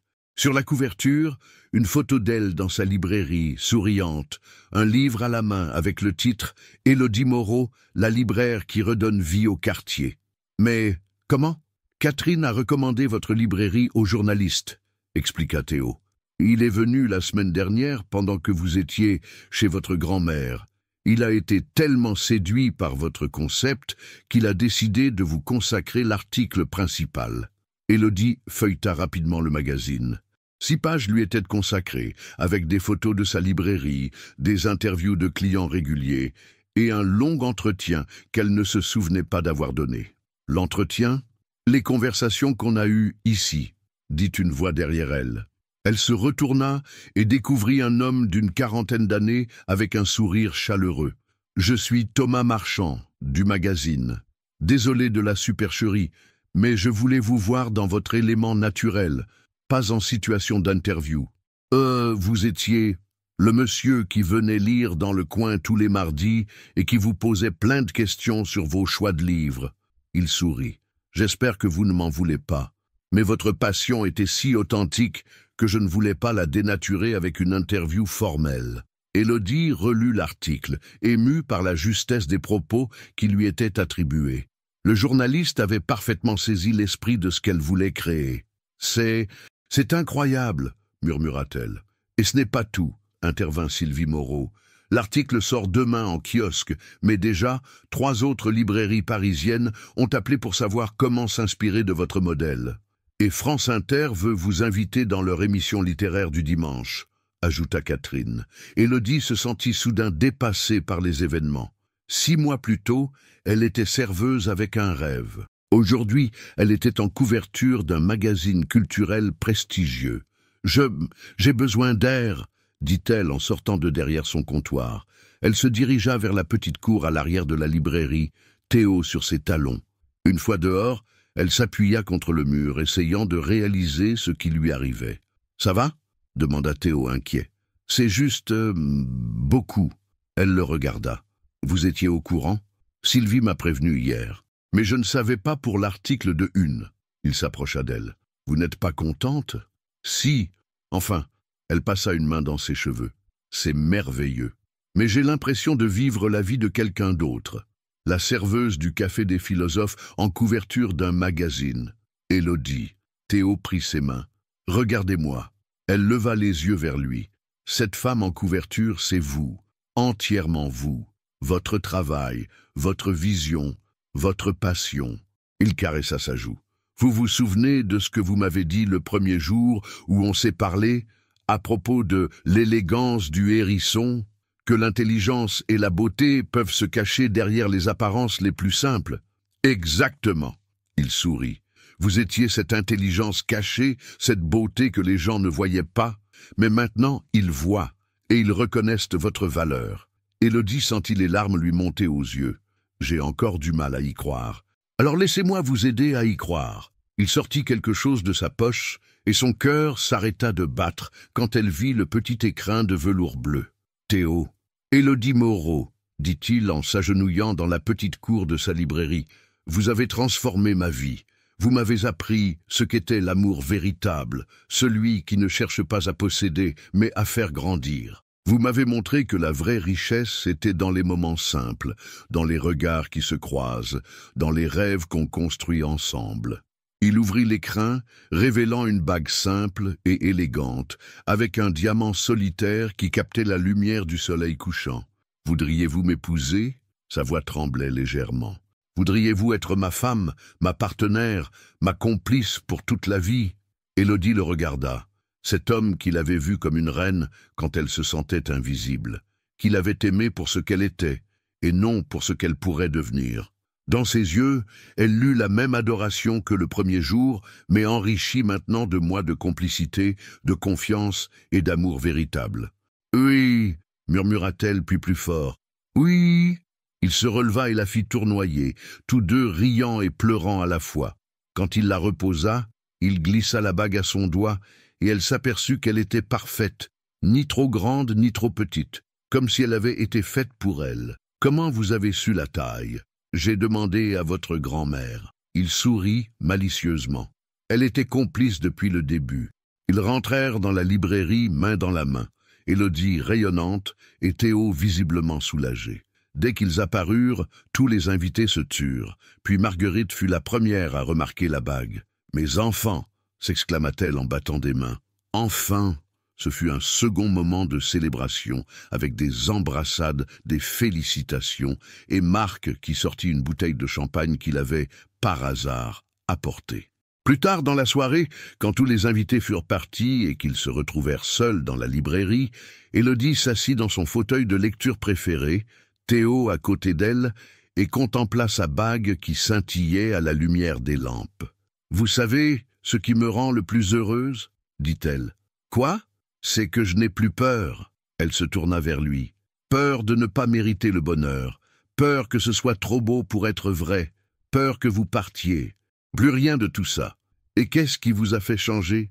Vous. » Elle sourit. « Vous m'avez appris à me voir avec vos yeux.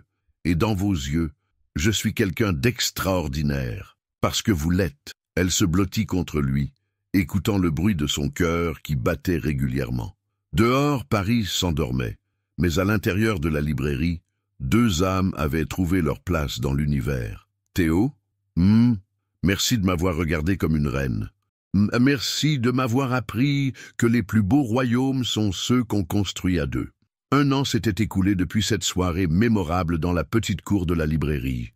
1 an de bonheur simple et authentique, de projets partagés et de complicité grandissante. La librairie des possibles, nom qu'Élodie avait finalement choisi après des semaines de réflexion, était devenue une institution du 11e arrondissement. En ce samedi matin de juin, Paris s'éveillait sous un soleil radieux. Dans la chambre de leur appartement commun, un magnifique duplex que Théo avait acheté dans le quartier pour qu'Élodie reste près de sa librairie, elle se préparait pour le plus beau jour de sa vie. « Tu es prête, ma chérie ?» demanda Marguerite en ajustant le voile de sa petite fille. Élodie se regarda dans le miroir et sourit. Sa robe était simple mais élégante, d'un blanc cassé qui soulignait la douceur de son teint. Pas de strass, pas de falbalas, juste la beauté naturelle qu'elle avait appris à accepter et à chérir. « Je n'ai jamais été aussi prête de ma vie. » répondit-elle en serrant la main de sa grand-mère. Tu sais ce qui me rend le plus fier, dit Marguerite, les larmes aux yeux. C'est de voir que tu as gardé ton âme. Malgré tout ce qui t'est arrivé, malgré ce nouveau monde que tu découvres, tu es restée ma petite Élodie, celle qui rêvait de livres et de justice. Parce que j'ai compris quelque chose, mamie. Élodie ajusta ses boucles d'oreilles, un cadeau de Théo pour leurs 6 mois de fiançailles. On peut changer de vie sans changer d'âme. Dans l'église Sainte-Marguerite, les invités attendaient. Un mélange parfait des 2 mondes qui s'étaient appris à se connaître et à s'apprécier. Marc était là avec sa femme, rayonnant de fierté comme s'il mariait sa propre fille. Les clients de la librairie occupaient plusieurs rangées, témoins de l'impact qu'Élodie avait eu sur leur vie. Catherine Durand était venue avec plusieurs auteurs qu'elle éditait, tous curieux de rencontrer cette libraire dont on parlait de plus en plus dans le milieu littéraire. Du côté de Théo, ses proches s'étaient rassemblés. Ses relations d'affaires, bien sûr, mais surtout les quelques amis véritables qu'il avait réussi à garder malgré les années de solitude dorée. Et au premier rang, sa tante Élise, la sœur de sa mère, qui l'avait élevée après la mort de ses parents et qui regardait cette union avec une émotion visible. Quand les portes de l'église s'ouvrirent et qu'Élodie apparut au bras de Marc, qui avait accepté avec émotion de remplacer le père qu'elle n'avait jamais connu, un murmure d'admiration parcourut l'assistance. Théo, debout près de l'autel dans son costume gris anthracite, sentit son cœur s'arrêter. Même après toutes ces heures passées ensemble, même après avoir vu Élodie dans tous ses états, elle continuait à lui couper le souffle. Mais ce n'était plus seulement sa beauté qui le subjuguait. C'était cette assurance nouvelle qu'elle portait, cette façon qu'elle avait de marcher vers lui, comme si elle marchait vers son destin. Quand elle arriva près de l'autel, elle se tourna vers Marc et l'embrassa tendrement sur les 2 joues. « Merci », murmura-t-elle, « pour tout. » Marc, les larmes aux yeux, lui tapota la main. « Sois heureuse, ma belle, tu le mérites. » Puis elle se tourna vers Théo, et quand leurs regards se croisèrent, il y eut comme un moment de suspension dans l'église. Toute l'assistance disparut. Il n'y eut plus que 2, ces 2 âmes qui s'étaient trouvées au hasard d'un café parisien et qui s'apprêtaient à unir leur vie pour toujours. « Bonjour », dit-elle simplement, avec ce sourire qu'il avait conquis dès le premier jour. « Bonjour », répondit-il, la voix rauque d'émotion. « Vous êtes éblouissante. Vous n'êtes pas mal non plus. » La cérémonie fut à leur image, simple, authentique, émue. Quand vint le moment des vœux, Élodie prit la parole la première. « Théo, » dit-elle, sa voix portant claire et forte dans l'église silencieuse, « il y a 2 ans, je pensais que l'amour était quelque chose qu'il fallait mériter, quelque chose qu'on devait gagner en se transformant, en devenant quelqu'un d'autre. Vous m'avez appris que l'amour véritable, c'est exactement l'inverse. C'est quelqu'un qui vous aime pour ce que vous êtes et qui vous aide à devenir la meilleure version de vous-même. » Elle prit sa main, sentant sa bague de fiançailles glisser légèrement sur son doigt. « Vous m'avez regardé comme une reine quand je me sentais invisible. Vous avez cru en mes rêves quand je n'y croyais plus moi-même. Vous m'avez appris qu'avoir peur n'était pas une faiblesse, mais que ne pas essayer en était une. » Sa voix se mit à trembler légèrement. « Alors aujourd'hui, je vous promets de continuer à grandir à vos côtés, de vous aimer dans vos forces et vos faiblesses, de construire avec vous une vie où l'authenticité sera toujours plus importante que les apparences. » Elle marqua une pause, le regardant droit dans les yeux. « Et je vous promets de ne jamais oublier d'où je viens, parce que c'est ce chemin qui m'a mené jusqu'à vous. » Théo essuya discrètement la larme qui coulait sur sa joue avant de prendre la parole à son tour. « Élodie, » commença-t-il, « avant vous, je croyais que ma vie était complète. J'avais tout ce qu'un homme peut désirer, la réussite, la sécurité, la reconnaissance. Mais j'étais seul au milieu de tout ça, seul avec mes privilèges et mes responsabilités. » Il serra sa main plus fort. « Puis un jour, dans un café du Marais, j'ai rencontré une femme qui m'a parlé de livres avec une passion que je n'avais jamais vue. Une femme qui avait des rêves modestes, mais des ambitions immenses. Une femme qui m'a appris que la vraie richesse se trouvait dans les gestes simples, les regards complices, les projets qu'on construit ensemble. » Sa voix se fit plus grave, plus intime. « Vous m'avez rendu ma humanité, Élodie. Vous m'avez appris à aimer sans vouloir posséder, à donner sans attendre de retour, à être vulnérable sans avoir peur. » Il sourit à travers ses propres larmes. « Alors je vous promets d'être digne de l'homme que vous voyez en moi, de vous aimer avec la même simplicité que celle avec laquelle vous aimez, et de passer le reste de ma vie à mériter le regard que vous posez sur moi. » L'échange des alliances se fit dans un silence recueilli. Quand le prêtre les déclara unis et que Théo l'embrassa enfin, l'église explosa en applaudissements et en cris de joie. Mais Élodie n'entendait rien de tout cela.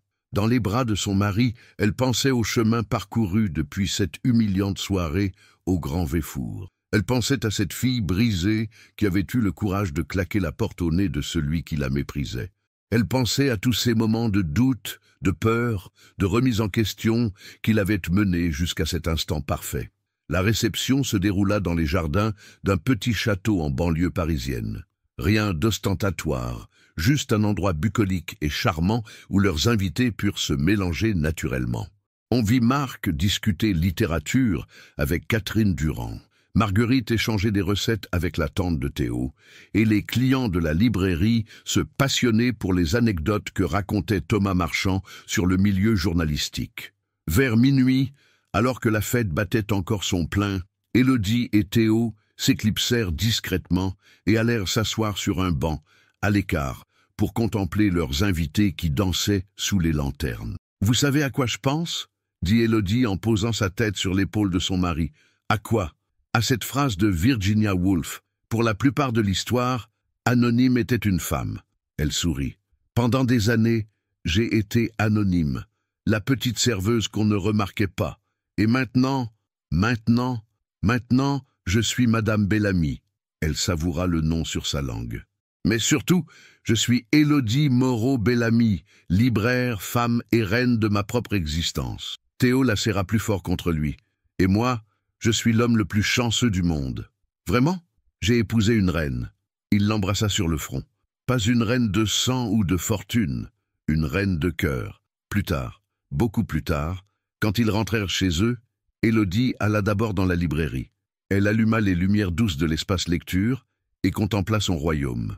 Ses livres alignés avec amour, ses fauteuils qui avaient accueilli tant de lecteurs passionnés, son comptoir derrière lequel elle avait vu naître tant d'amitiés littéraires. Théo la rejoignit, encore en costume mais la cravate dénouée, et la prit dans ses bras par derrière. « Des regrets ?»